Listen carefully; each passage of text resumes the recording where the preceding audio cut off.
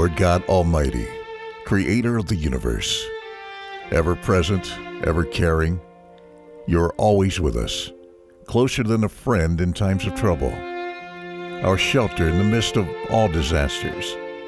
In the quiet and the storm, you surround us. Your love embraces and comforts us. Lord God Almighty, faithful and trustworthy one, in this time of storm, of flooding and disaster, be with all those in the path of the storm.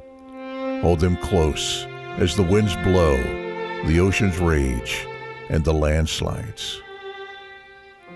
Place your arms around them as the trees fall and the rivers rise. Keep them safe from wind and rain and flying debris. Lord God Almighty, guide those that put their lives at risk to help others. Keep them safe. Be with the rescuers, the firemen, the electrical workers, and emergency crews, with all who reach out to neighbors with your love and compassion. Protect and guide them in the midst of danger and strife. O Lord God Almighty, go before and behind, be beside and above.